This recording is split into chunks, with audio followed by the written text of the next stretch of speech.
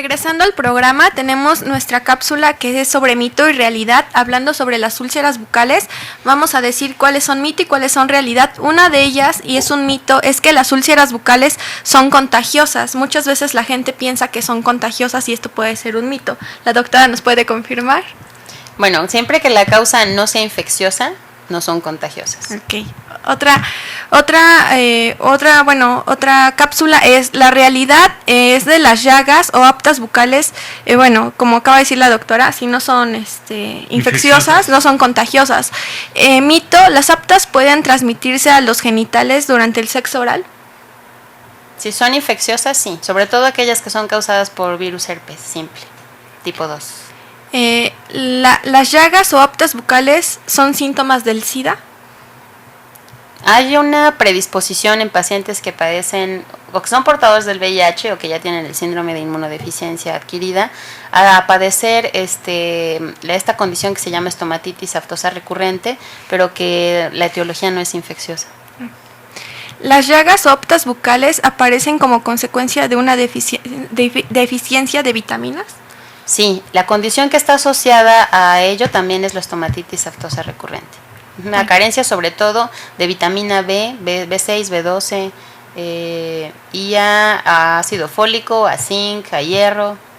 Esas son las carencias nutricionales más asociadas a las estomatitis aftosa recurrentes. Gracias. Bueno, regresando al programa, el doctor le estaba haciendo una pregunta a la doctora. Sí, estamos seguimos hablando sobre las úlceras, ¿no? Y sobre las úlceras mucocutáneas, ¿no? Que son características patológicas de un diagnóstico certero. Sí, de hecho, para el diagnóstico de la ulceración es muy, muy importante, así como yo separo los criterios. O sea, de cara al diagnóstico, lo primero a pensar es si se trata de una úlcera primaria o una úlcera secundaria. Una úlcera primaria es aquella que aparece en tejido sano. El tejido estaba sano y de repente apareció una úlcera. Y desde el principio tiene esa forma de úlcera.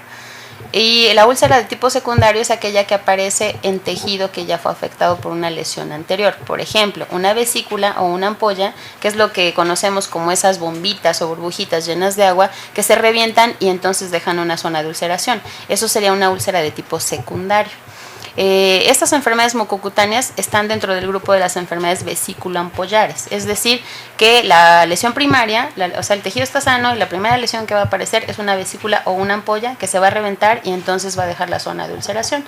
De hecho, el 60% de algunas de esas condiciones, particularmente, por ejemplo, de pénfigo vulgar, que es una de las más comunes mucocutáneas, como primera manifestación afectan a la mucosa bucal sin haber afectación en la piel todavía. Entonces ahora sí que nosotros los estomatólogos podemos ser como el primer contacto que tenga el paciente para poder realizar un diagnóstico de una enfermedad que no solamente está localizada en la boca, sino que es una enfermedad sistémica. Doctora, ¿cómo se podrían aliviar este tipo de lesiones para los pacientes, dado que a veces son muy molestas? ¿Usted qué les recomendaría?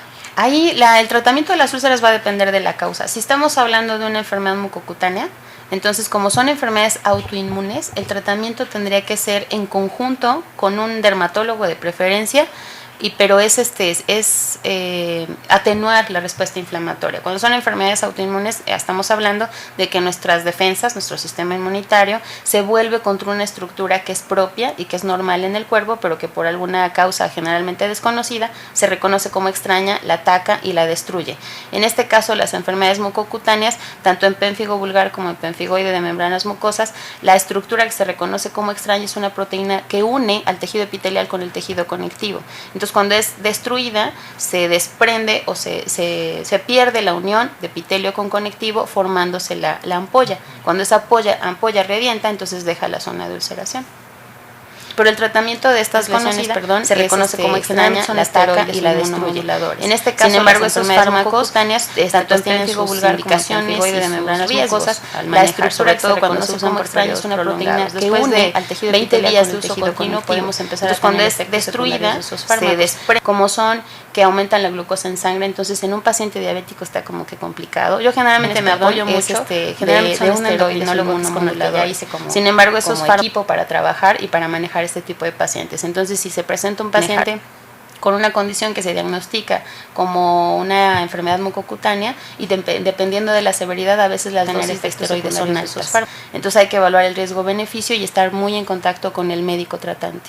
¿Y para lesiones más sencillas? Para lesiones más, por ejemplo, para úlceras traumáticas, que son las más comunes, nos sirven mucho los protectores de mucosa, ¿no? Que es caolinpectina, por ejemplo, que es un componente del Melox, ¿no? Y que se mezclan con antihistamínicos, porque todos los antihistamínicos sabemos que tienen propiedades anestésicas, y anestésicos tópicos realmente arden muchísimo. Por ejemplo, a quien le han recomendado que se ponga el famoso canca, ¿no?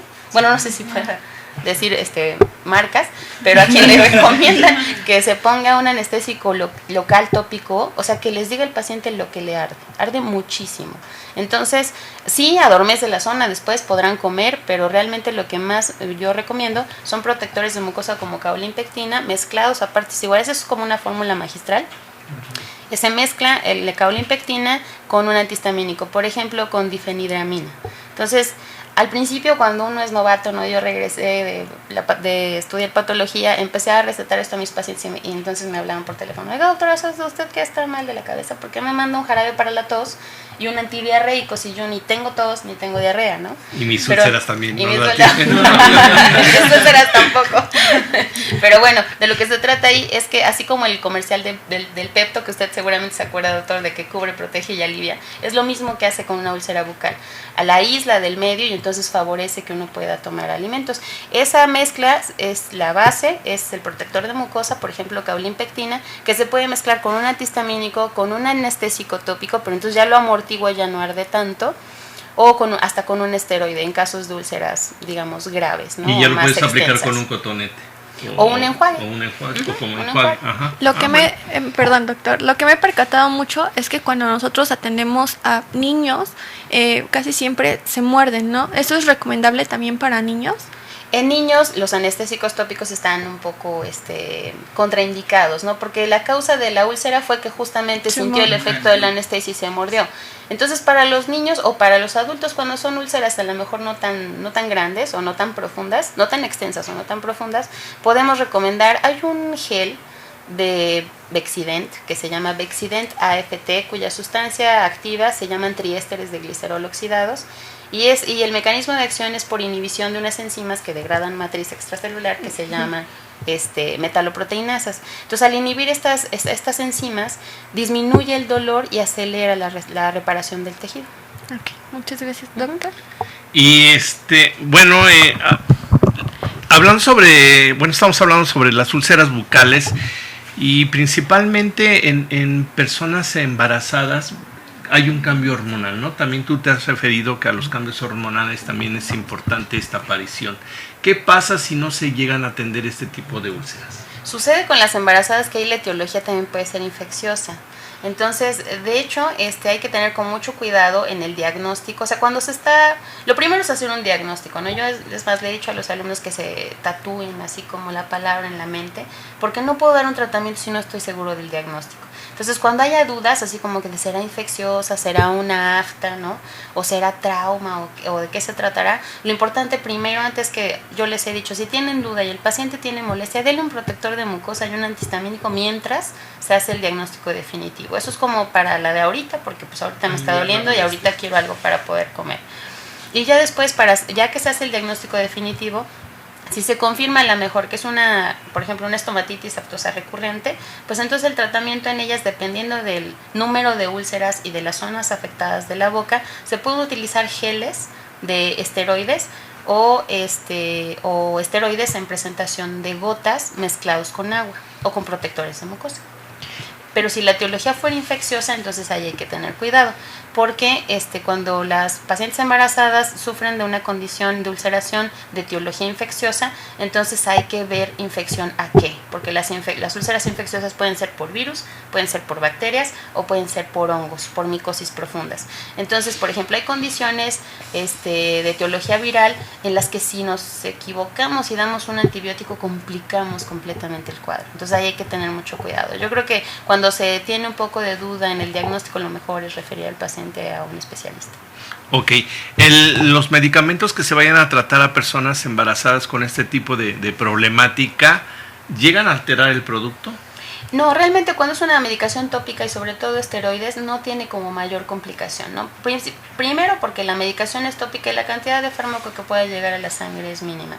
Y en segundo lugar, bueno, también hay que ver en qué fase del embarazo está, ¿no? Sí, te comento esto porque pues a veces las mujeres tienen miedo, ¿no? Y más cuando es la llegan a primera alterar vez el que se producto. embarazan, bueno, pues no No, se realmente quieren... cuando es una medicación tópica, sí, no quieren tomar absolutamente nada y dicen, no, pues solita se me va a ir quitando, ¿no? Pero como tú comentas, a veces puede ser una úlcera infecciosa, ya sea por bacterias, virus o algún tipo de hongo que lo esté perjudicando ahí, ¿no? Doctora, una de las recomendaciones que usted le daría al paciente para que siguiera en casa, por ejemplo, qué tipo de alimentos debe consumir o qué es lo que no debe de hacer.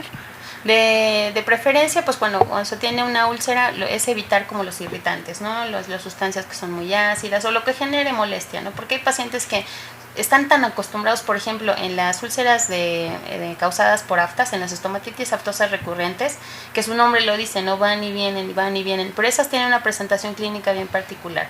Una úlcera, por ejemplo, traumática tiene una forma como muy irregular o guarda relación con el objeto que la causa, pero una estomatitis aftosa recurrente siempre es redonda u ovalada.